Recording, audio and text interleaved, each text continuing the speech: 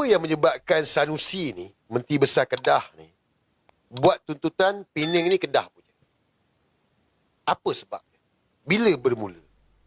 Dia bermula apabila Sanusi jadi Menteri Besar Kedah.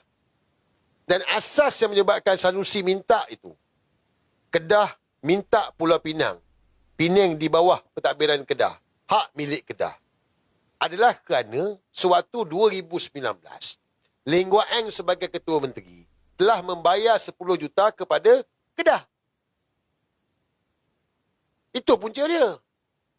Kalau bukan Kedah punya, yang hampir bayar pasal apa?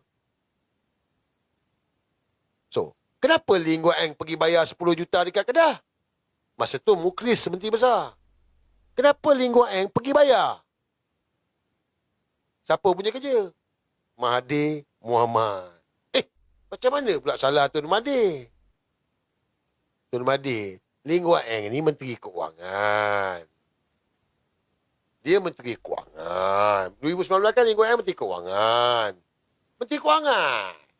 Kan? Bagaikan orang mengantuk di sorong bantal. Tun Mahathir ni cekap Tun Mahathir ni. Dia suruh Lee Guak Eng, suruh Pening bayar kat Kedah 10 juta. So, Lee Guak Eng suruhlah JP Pening tu bayar 10 juta. Maka itulah asas yang membuktikan bahawa kalau Pening bukan Kedah punya, yang hang pi bayar pasal apa? Kepada Walanon, kepada Wan Hadi Harun. Tak apalah, tak percaya tak apa. Korang tak tahu kan sebenarnya apa benda nak berlaku kan. Aku pun tak adalah pandai. Tapi aku nak bagi tahu, dah nak melingkup ni. Bila dah nak melingkup, masing-masing cuba untuk melarikan diri. Farhaj sekarang ni dah beli mansion tu tak? Pergi cek, jangan percaya saya cakap.